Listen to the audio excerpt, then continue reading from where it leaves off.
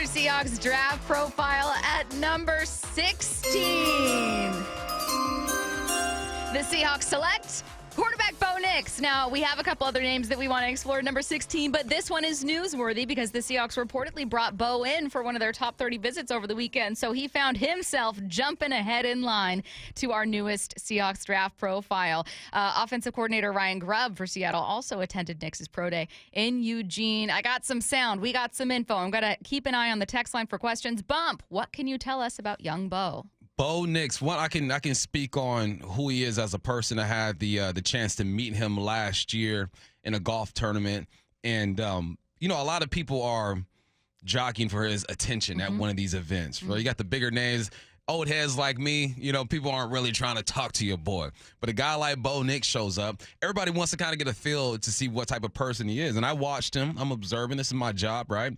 And every person he spoke to, undivided attention. He was locked in, looking you in the eyes, shakes your hand, good firm handshake. You know how I feel about them handshakes, good firm handshake, and gave me the feeling of a leader, a guy who I could imagine being extremely calm in the huddle, relaying information to his guys. So you start there with the quarterback. You're going to watch the film, but you have to see this guy leading other young men. I saw exactly that. Now let's talk about him as a football player. I don't think people see him as an extremely mobile player, but he's mobile. He is the new age quarterback. You don't have to be Lamar Jackson. You don't even have to be Pat Mahomes, who's mobile in a weird way. It's crazy. Or Josh Allen. You got to be able just to extend plays and be an athlete. And there was a transition. There was a moment in time when I was coming up to where coaches were trying to force kids just to pick one sport. And thankfully, my coach, Tom Salter at Culver City High School, allowed me to play everything that I wanted to play. And when kids come through my facility, I always tell them, do everything until you can't, because once it's gone, it's gone. I look at Bo Nix, and he strikes me as a kid who played multiple sports, who didn't just say, I'm going to sit here and throw this football 1,000 times a day and just do that. That's the new athlete. That's what we're seeing. So when you put on the film of Bo Nix, he's not going to wow you with a 50, 60-yard game unless it's wide open, everyone's a man, and everyone's rolling deep. But he can do enough. He can pick up a first down 5, 6, 7, 8 yards. He can scramble. He could extend plays. So he's a better athlete than what people think that he is. Now, he is 6'2", 214 pounds. I can tell you, them thighs and that gluteus maximus, they are thick, Stacey. I know it's weird. Brock does it too. But when you're breaking down football players, you got to look at that bottom half, because that's where all of his power comes from. So now let's talk about him as the football player. His mechanics, when you look at a guy throwing a football, that's kind of the thing that people knock Michael Penix for, is that his motion is unorthodox a bit. It's a bit long. It doesn't look like the traditional quarterback. You look at Bo Nix, it's super compact. It is a quick release. He gets the football out. There are no wasted movements. When you get to the next level, those windows are going to close a lot faster than they did in the Pac-12. So that's good. He's able to get the football off nice and quick. And now it's his mechanics in the backfield too. It all starts with mechanics as a quarterback. You start from the ground up, and also your mesh points in the backfield. The reason why I love Aaron Rodgers for a bunch of reasons as a football player, but one of the things I really love about Aaron Rodgers is that he's a magician with the football and the play action. He knows how to hide it. He's good with his mesh points, and I see that with Bo Nix. Now, he's not as smooth as Aaron Rodgers. My man's like 55 years old. He's played a lot of games, right? But I think he can get there. He's good with his mesh points. He always has a good base, and he has good pocket presence. You want that out of any quarterback. You want to be able to feel the pocket collapsing to the right, and then you step up. But he doesn't look like he gets happy feet and he panics back there. The way he is in the pocket is the way he was on the golf course when I was talking to him and other guys were talking to him. He's locked in. He's calm. He's composed. Another thing, you got to be able to do this as a quarterback. I was texting one of my buddies, man, the best golfer I know, James Lane. He's a golf coach at Monroe High School. He also played quarterback in high school.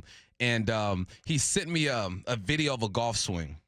It's this young lady, I forget her name, but she generates a lot of power. And you watch her in slow motion, and Stacey, what they tell you, at least back in the day, is keep your head still. Your head doesn't move, you stay in the same pocket. She's swinging a club, the head is dipping, she's getting all she can out of it. And I go, isn't it funny how coaching has changed a bit?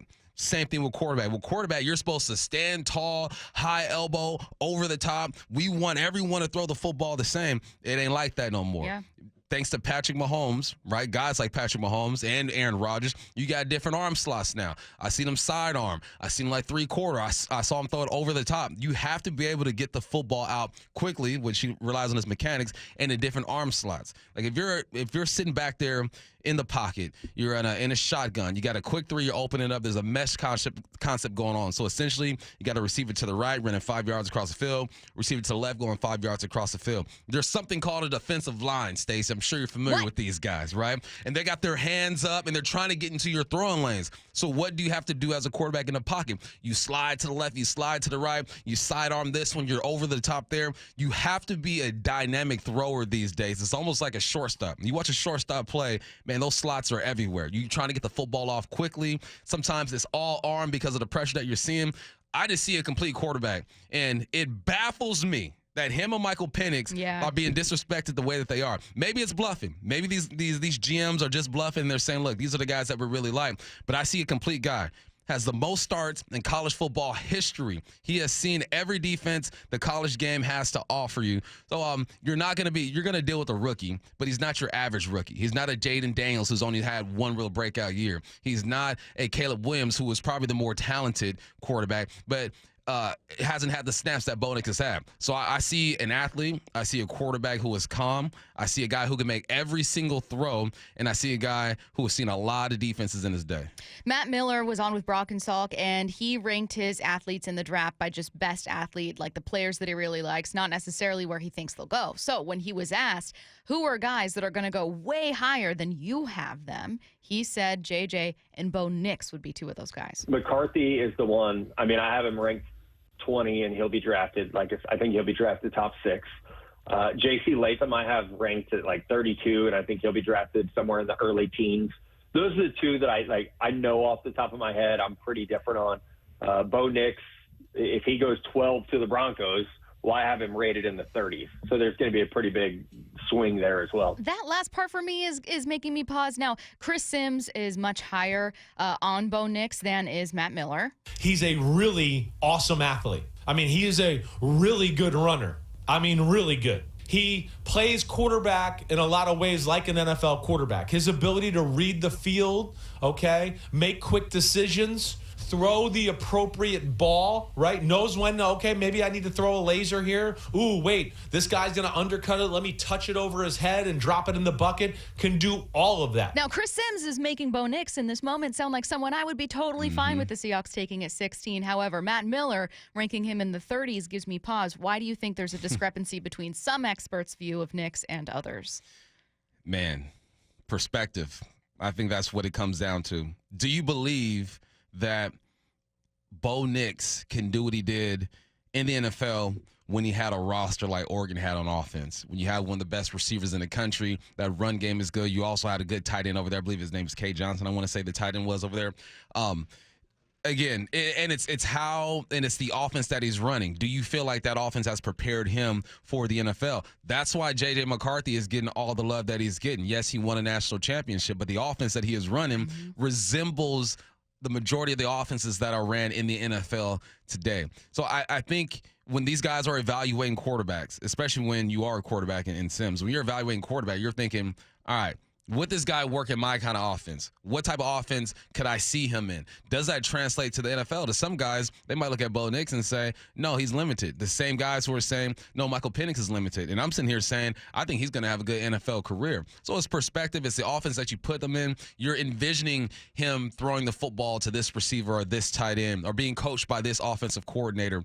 There's some bias when it comes down to it, too, because you can pigeonhole a kid and say, look, these are things that he can't do. I'm going to highlight that. Or you can say, these are the things that he's great at, as Sims points out. I'm going to highlight that.